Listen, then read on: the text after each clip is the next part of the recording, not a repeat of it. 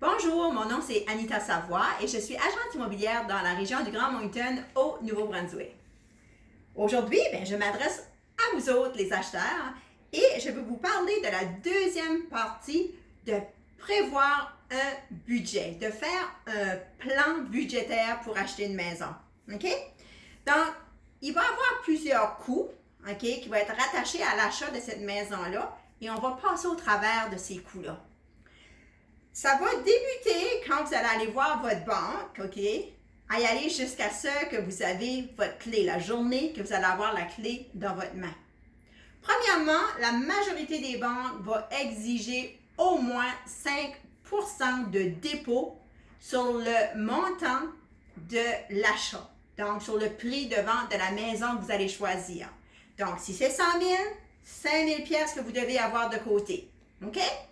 Il y a aussi un 20% qui pourrait être déposé, puis ça, je pourrais vous l'expliquer dans une autre vidéo, mais si vous vous posez la question, c'est quoi la différence entre un 5%, quels sont les avantages de placer 20%, vous pouvez quand même demander à votre banque ou juste m'appeler, puis je vais vous l'expliquer, OK? Donc, ça, c'est la première chose ou le premier argent que vous devez avoir de côté. Vous pouvez aussi demander une lettre cadeau d'une famille proche pour pouvoir avoir ce 5%-là aussi. Donc, ça, il faudra aussi en parler avec votre banque. Si vous ne l'avez pas maintenant, vos parents peuvent peut-être vous aider là-dessus. Après ça, ça va aussi prendre un dépôt. Quand vous allez écrire un offre pour garder la maison pour vous, l'agent immobilier va vous demander un dépôt. Dépendamment du montant de la maison, OK, on peut vous demander un dépôt de 1 000 $, 2 000 ou 3 000 et plus, dépendamment du montant de la maison. Donc, vous devez avoir cet argent-là. Parfois, c'est possible de prendre cet argent-là dans le montant du dépôt de la banque. Parce que quand vous allez donner ce dépôt-là, ça va être un dépôt garanti qui va aller dans un compte, un trust account qu'on appelle, puis c'est sécuritaire. Fait que des fois, votre banque va vouloir que vous le preniez là. Donc, ça pourrait aussi vous alléger un petit peu si vous pouvez le faire comme ça. OK? Après ça, qu'est-ce qui est très important, c'est si maintenant vous voulez aller vivre dans un condo ou dans un parc de maisons mobiles, il pourrait y avoir des frais d'inscription pour vous inscrire ou peut-être que le condo ou l'association des condos va vous demander un montant quand vous allez arriver là. Par après, il y a l'inspection. OK? C'est à peu près 425 plus taxes ici. Mais des fois, je dis toujours, mettez 1 000 $ de côté pour l'inspection parce que ça se pourrait que sur la première maison, ça ne fonctionne pas. OK? Vous allez vouloir faire une deuxième inspection sur une autre maison. Puis là, on ne parle pas des frais si vous voulez faire un test de radon ou pour l'amiante ou pour toute autre sorte de test que vous pouvez faire pour la qualité de l'air. OK? Ça peut être la moisissure, ces choses-là. Donc, le budget de 1 000 $, c'est vraiment le minimum pour 2 inspections. Après ça, peut-être qu'il y a certaines banques qui vont vous demander de payer une évaluation sur la maison. Ce n'est pas toutes les banques qui le font, mais certaines banques vont vous demander de le payer. Et ça peut être aux environs de 300 à 400 $ plus taxes. OK? Par après, il y a les frais de déménagement que vous devez considérer, les coûts de changement d'adresse, les coûts du branchement du téléphone et de l'électricité. Puis, par après, il va y avoir l'avocat, OK? Là, l'avocat lui-même a son frais pour faire le travail pour vous, puis ça peut varier entre 600 à 900 $ à peu près, plus taxes, environ, OK? Puis là, lui, il va aller enregistrer votre hypothèque. Il va aussi faire l'ajustement des taxes de propriété, des eaux et des égouts, OK?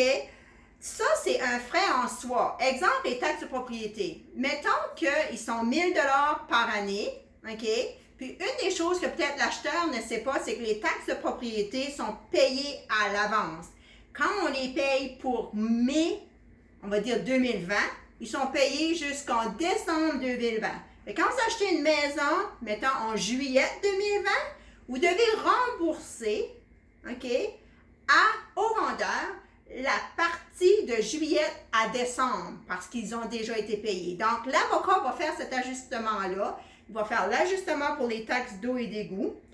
Il va falloir aussi prendre une assurance titre sur la propriété ou faire l'arpentage ménage de votre terrain. Donc, ça va varier entre 300 $ peut-être, à y aller jusqu'à 1500 $, dépendamment de l'option que vous allez choisir ici. C'est votre avocat qui va vous guider là-dedans ou votre agent immobilier pourrait aussi vous aider.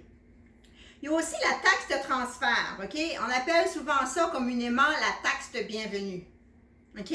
Ici, au Nouveau-Brunswick, c'est 1%, OK? Soit du montant de vente ou du montant de la valeur de la maison aux taxes le plus élevé des deux. OK? Donc, si jamais votre maison, mettons, est 300 000 $, vous pourriez avoir à déverser jusqu'à un montant de 3 000 $ en taxe de transfert. Donc, ça fait beaucoup d'argent quand on regarde ça tout ensemble. C'est pour ça qu'on est là, les agents immobiliers. C'est pour vous guider puis vous assurer que vous n'allez pas arriver, OK, à la dernière minute puis vous n'allez pas avoir l'argent de votre compte pour payer tous ces frais ici. Par contre, ce n'est pas à moi à tout vous dire les frais d'un avocat parce que je ne suis pas l'avocat. En appelant un avocat, en lui disant c'est quoi le montant de la maison puis le montant des taxes, il peut vous donner un bel aperçu des coûts que ça va vous coûter pour vraiment avoir la clé de votre maison. OK? Ici, j'espère que vous comprenez plus qu'est-ce que vous avez besoin dans votre compte en banque. L'autre chose aussi, si vous avez un retour d'impôt, OK, vous pouvez aussi souvent l'utiliser pour le dépôt de votre maison sans l'avoir dans votre compte pour 90 jours. Pour les premiers acheteurs, il y a aussi des plans gouvernementaux que si vous avez des REER, vous pouvez aussi sortir les REER et vous avez tant d'années, OK, à les payer. Peut-être, je pense, c'est 5 ans, dépendamment des années. Ils vont sortir différents programmes. Informez-vous de ces programmes-là aussi.